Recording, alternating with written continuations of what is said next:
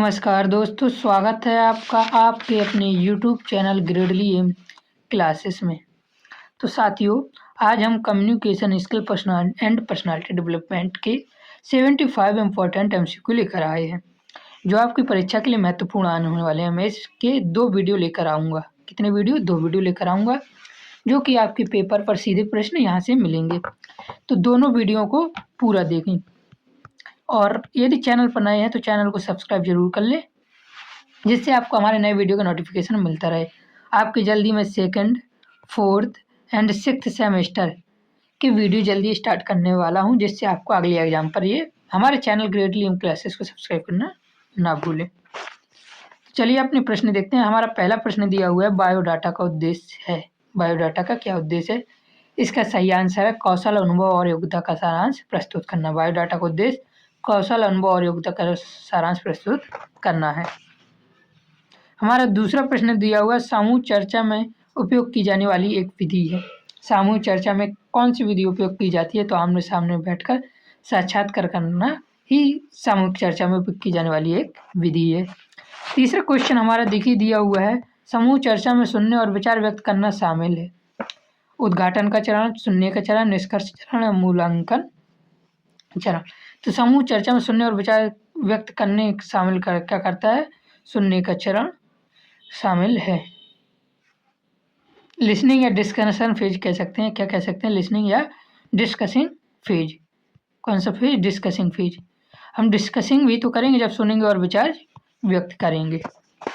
हमारा चौथा प्रश्न दिया हुआ है, प्रशिक्षण सत्र में समूह चर्चा का अनुकरण करने की एक सामान्य विधि क्या है? प्रशिक्षण सत्रों में समूह चर्चा का अनुकरण करने की एक सामान्य विधि क्या है? तो इसका सही आंसर होगा भूमिका निभाने की प्रक्रिया, जिसे हम बोल सकते हैं रोल प्लेइंग। क्या? Role playing. प्रशिक्षण सत्रों में समूह अनुकरण करने की एक सामान्य प्रक्रिया क्या है? Role playing. हमारा अगला प्रश्न दिया हुआ, मानव व्यवहार का क्या तात्पर्य है? मानव व्यवहार का तात्पर्य पशुओं का व्यवहार थोड़ी होगा, पौधों का व्यवहार भी नहीं होगा। मानव व्यवहार में मनुष्य की क्रियाएं और प्रतिक्रियाओं को ध्यान पे रखा जाएगा। छठा क्वेश्चन हमारे दिया गया है, व्यक्तिगत व्यवहार का उदाहरण है। व्यक्तिगत व्यवहार का क्या उदाहरण है? सामूहिक निर्णय, व्यक्तिगत निर्णय, टीम वर्क, सामाजिक समारोह। तो इसका हमारा सही आंसर क्या होगा?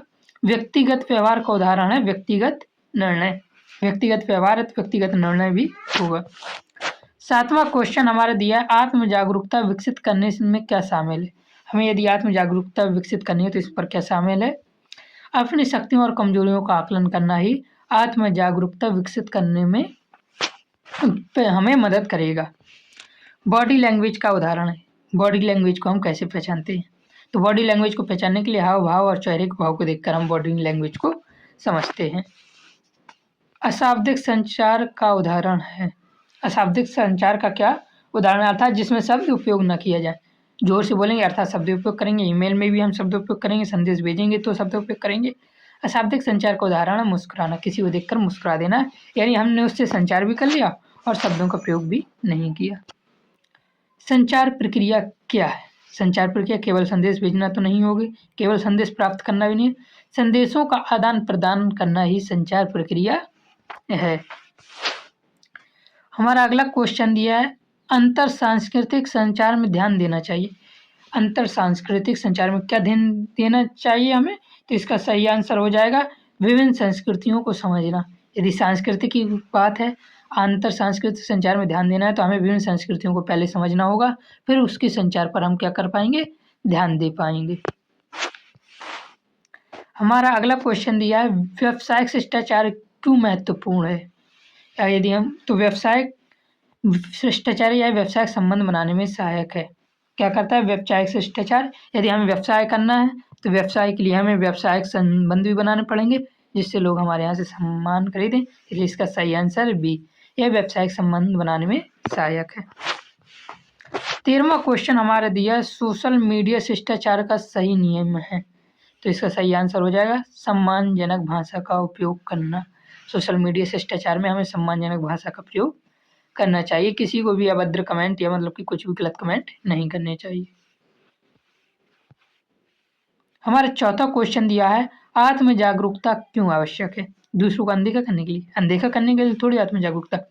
स्वयं को समझने के लिए। इसका सही आंसर क्या हो गया? स्वयं को समझने के लिए आत्म जागरूकता आवश्यक है।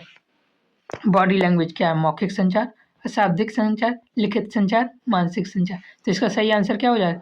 बॉडी लैंग्वेज अशाब्दिक संचार है, जिसमें हम बॉडी लैंग्वेज का प्रयोग करके किसी को अपनी बात समझा दें, उसे कहते हैं अशाब्दिक संचार।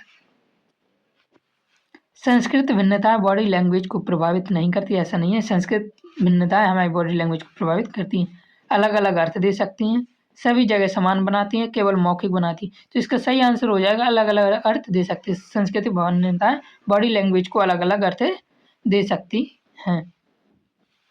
हमारा 17वां प्रश्न दिया, मूल संचार प्रक्रिया क्या है? 17वें क्वेश्चन में तो इसका सही आंसर हो जाएगा प्रेषक, प्राप्तकर्ता, संदेश और प्रतिक्रिया मूल संचार प्रक्रिया है। अगला क्वेश्चन दिया है, अशाब्दिक संचार का एक और उदाहरण है। अर्थात हमें अशाब्दिक संचार किसे कहते हैं? तो हाथ के इशारे को हम कह सकते हैं अशाब्दिक संचार का एक उदाहरण है। प्रभावी संचार में 7C में कौन सा शामिल नहीं है? तो प्रभावी संचार में 7C में हमारा क्या शामिल नहीं है? तो इसका सही आंसर है जटिलता, कॉम्प्लेक्सिटी। क्या बोल सकते हैं? कॉम्प्लेक्सिटी। तो प्रभावी संचार के 7C में कॉम्प्लेक्सिटी शामिल नहीं है। अगला प्रश्न हमें देखना है, प्रभावी संचार में बाधा हो सकता है। प्रभावी संचार अर्थात प्रभावी का आशय कैसे होता है? यानी हम जो भी संचार करें वो लोगों को प्रभावित करें, उसे कहते हैं प्रभावी संचार। तो प्रभावी संचार में क्या बाधा कर सकता है? शोर। शोर क्या कर सकता है? प्रभावी संचार में बाधा कर सकता है। यदि हम किसी को अपनी बात प्रभाव रूप से समझाने की कोशिश कर रहे हैं और वहाँ शोर हो रहा है तो वह हमारा प्रभाव कम डाल पाएगी। किस प्रकार के संचार में आत्मविश्वास और सम्मान होता है? मुखर, आक्रामक, निष्क्रिय या निष्क्रिय आक्रामक? तो देखिए हमारा संचार आत्मविश्वास और सम्मान, आक्रामक तो होगा नहीं भाई, आक्रामक नहीं होगा, निष्क्रिय होगा। तो निष्क्रिय क्या मतलब? आत्मविश्वास आएगा ही नहीं। निष्क्रिय आक्रामक ये भी नहीं हो सकता। तो इसका सही आंसर हो जाएगा मुखर। इसे बोल सकते हैं असर्टिव।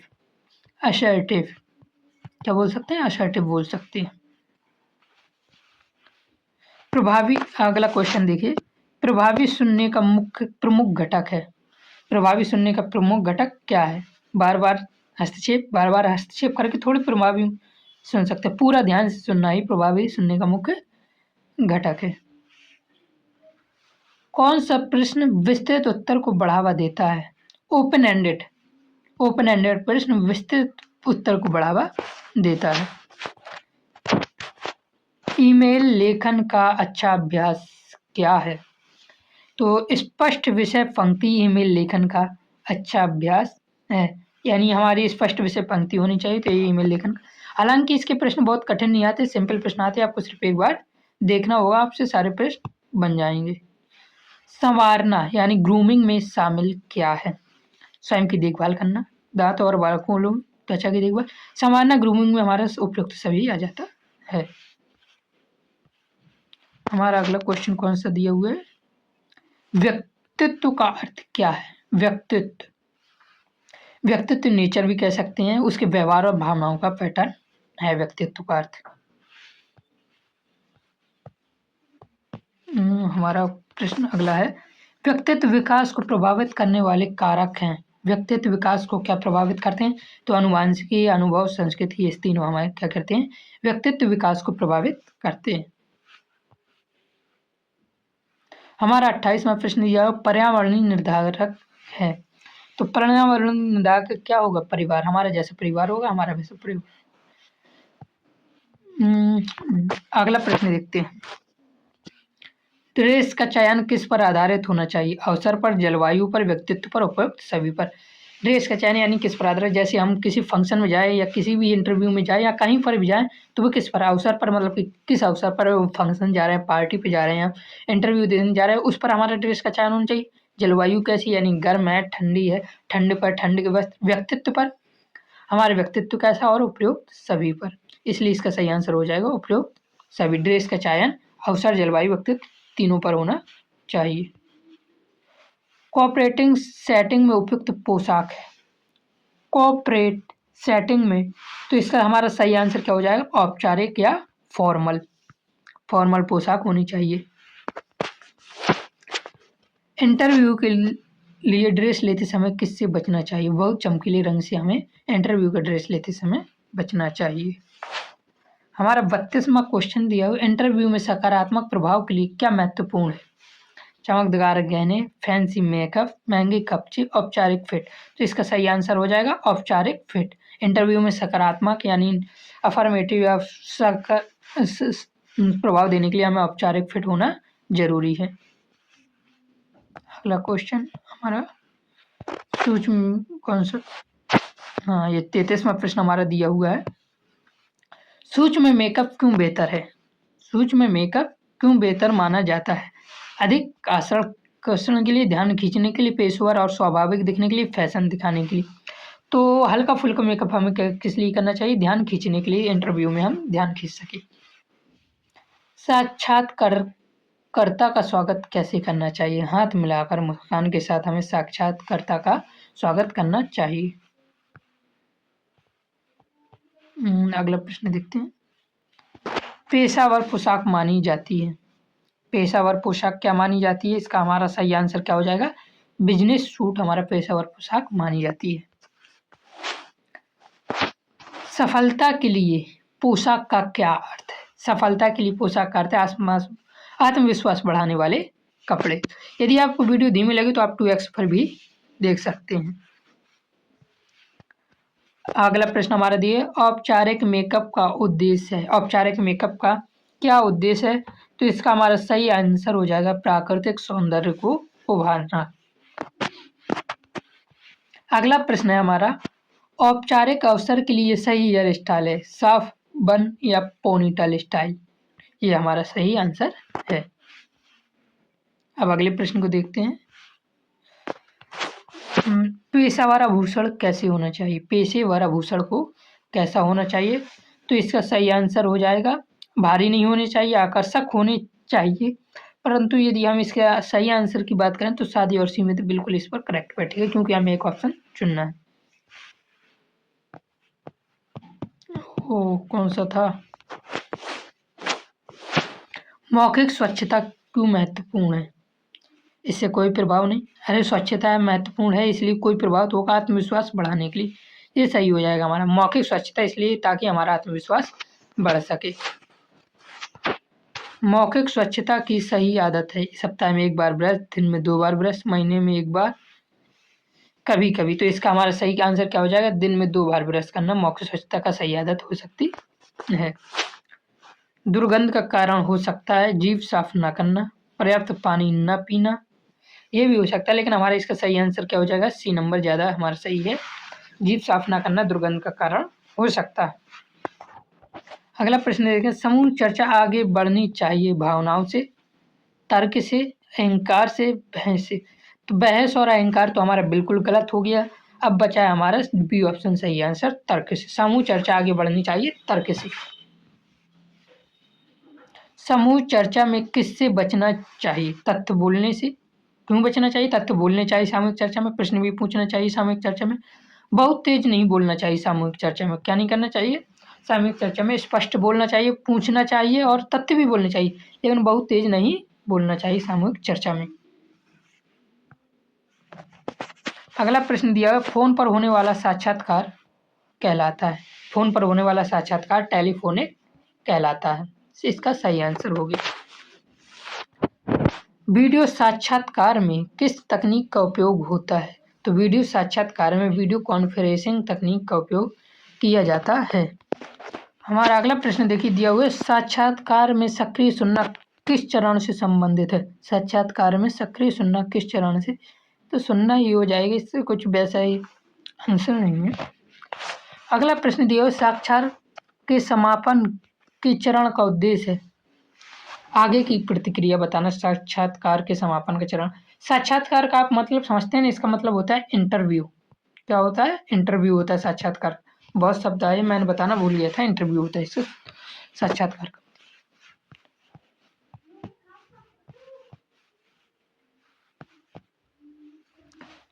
साक्षात्कार बॉडी लैंग्वेज का उदाहरण है। सीधी मुद्रा और हल्की मुस्कान बॉडी लैंग्वेज के उदाहरण। ये क्या सही होगा? हाँ, आँख ना मिलाना, साक्षात्कार में ऐसा नहीं करना चाहिए, इंटरव्यू में सामने देखना चाहिए, हाथों को हथेली को बार-बार नहीं मोड़ना चाहिए, बार-बार घड़ी भी नहीं देखनी चाहिए हमें। हमारा 5 इनकमर में क्वेश्चन दिए, प्रभावी संचार का मुख्य उद्देश्य क्या है? प्रभावी संचार का वो मुख्य उद्देश्य विचारों का स्पष्ट आदान-प्रदान करना। संचार में शोर से तात्पर्य है तेज आवाज, भौतिक कोई भी बाधा जो संदेश को प्रभावित करे संचार में शोर कहलाती है। अशाब्दिक संचार में कौन सा शामिल नहीं है? तो हाव भाव शामिल है, आंखों का संपर्क भी शामिल है, आवाज का उतार चढ़ाव शामिल नहीं है अशाब्दिक संचार में। यानी इसको हम कैसे कह सकते हैं? हाँ, यहाँ आवाज का उतार चढ़ाव भी शामिल है। अशाब्दिक संचार में लिखित संदेश शामिल नहीं है। अगला प्रश्न दिया हुआ है, प्रभावी सुनने के लिए आवश्यक है क्या? प्रभावी सुनने के लिए आवश्यक क्या है? तो वक्ता पर पूरा ध्यान देना प्रभावी सुनने के लिए आवश्यक है। समूह चर्चा में सफलता के लिए क्या आवश्यक है? समूह चर्चा में सफलता के लिए अधिक बोलना आवश्यक नहीं है, दूसरों का काटना भी आवश्यक नहीं, तर्कसंगत विचार रखना समूह चर्चा में सफलता के लिए आवश्यक है। असर्टिव कम्युनिकेशन, असर्टिव कम्युनिकेशन का अर्थ क्या है? आत्मविश्वास व सम्मान के साथ बोलना असर्टिव कम्युनिकेशन का अर्थ है। अरे यार, ये ऊपर नहीं हो रहा। साक्षात्कार में आंखों से संपर्क क्यों महत्वपूर्ण है? आत्मविश्वास दर्शाने के लिए साक्षात्कार में यानी इंटरव्यू में आंखों का संपर्क होना चाहिए ताकि हम इससे आत्मविश्वास की पहचान होती है। प्रभावी प्रस्तुति की विशेषता है स्पष्ट और संरचित सामग्री। बॉडी लैंग्वेज का नकारात्मक संकेत है सीधी मुद्रा, हल्की मुस्कान, आंखों में संपर्क, ये सब नकारात्मक संकेत नहीं है, ये सकारात्मक संकेत है। हाथों को मोड़कर बैठना एक नकारात्मक संकेत है। हमारा अगला प्रश्न दिया 60वां प्रश्न, व्यावसायिक संचार में भाषा कैसी होनी चाहिए? व्यावसायिक संचार में स्पष्ट और शालीन प्रकार की हमारी भाषा होनी चाहिए। ये सारे क्वेश्चन बहुत ही सिंपल होते हैं, हम एक बार बस इन क्वेश्चन को क्या करना होता है, देखना होता है। फीडबैक संचार में क्यों आवश्यक है गलती निकालने? फीडबैक संचार में क्यों गलती निकालने के लिए नहीं होता है?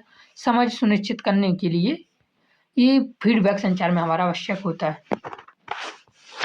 इंटरव्यू यानी साक्षात्कार में बैठने की सही मुद्रा क्या? झुककर नहीं बैठना चाहिए, ढीले होकर भी नहीं, सीधे और संतुलित हमें बैठना चाहिए इंटरव्यू में। प्रभावी समूह चर्चा में क्या नहीं करनी चाहिए? दूसरों की बात सुनना चाहिए, विषय में भटकना नहीं चाहिए। तो इसका सही आंसर क्या हो गया? बी। प्रभावी समूह चर्चा में हमें विषय में भटकना नहीं चाहिए। पेशेवर ईमेल का सबसे महत्वपूर्ण भाग क्या है? तो पेशेवर विषय पंक्ति पेशेवर ईमेल का सबसे महत्वपूर्ण भाग है। 65वां दिया हुआ है, एक्टिव लिसनिंग में क्या शामिल है? एक्टिव लिसनिंग में हमारा क्या शामिल है? इसका हमारा सही होगा प्रतिक्रिया देना और समझ दिखाना। अगर हम अच्छे तरीके से देख रहे हैं, अच्छे तरीके से कोई चीज़ सुन रहे हैं तो उसमें प्रतिक्रिया देंगे और समझ भी दिखाएंगे। अरे यार, ये फंसता बहुत है, अगली बार इसको सही कर देंगे। आत्म जागरूकता का लाभ है, आत्म जागरूकता का लाभ है बेहतर निर्णय क्षमता।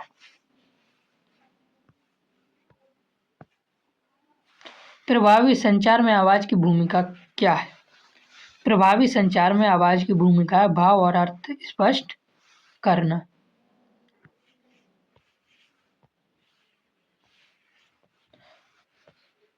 साक्षात्कार के अंत में उम्मीदवार को क्या करना चाहिए? धन्यवाद कहना चाहिए साक्षात्कार के अंत में।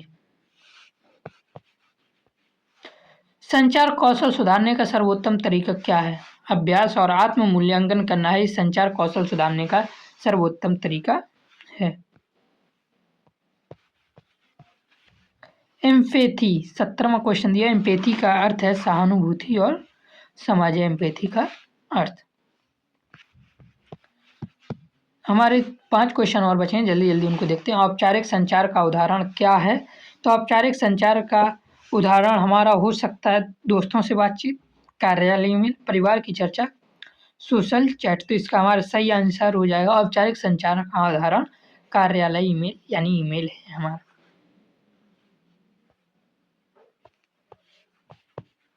हमारा अगला क्वेश्चन दिया है प्रभावी वक्ता की पहचान क्या है। तो प्रभावी वक्ता की स्पष्टता और आत्मविश्वास ही प्रभावी वक्ता की पहचान। 72 हो गया। हमारा 73वां साक्षात्कार में उत्तर कैसे होना चाहिए, संक्षिप्त और सटीक। इसका सही आंसर हो जाएगा। चौथा में दिया संचार में क्लियरिटी का अर्थ क्या है, स्पष्टता। क्लियरिटी, संचार में क्लियरिटी का अर्थ ही स्पष्टता होता है। 75वां क्वेश्चन दिया सकारात्मक व्यक्तित्व का प्रमुख गुण है। तो सकारात्मक व्यक्तित्व का प्रमुख गुण है आत्मविश्वास। आत्मविश्वास होना चाहिए यानी हमारे अंदर कॉन्फिडेंस होना चाहिए। तो इस प्रकार हमने आपसे 75 क्वेश्चन करवा दिए।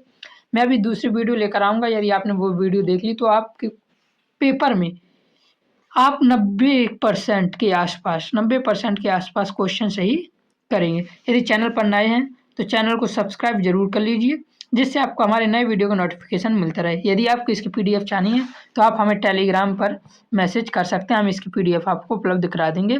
PDF के लिए सिर्फ आपको कितने रुपये पेमेंट करना होगा, सिर्फ 9 रुपये का पेमेंट आपको करना होगा। ये बहुत मामूली सी फीस है, आजकल 9 रुपये का कुछ आता भी नहीं है।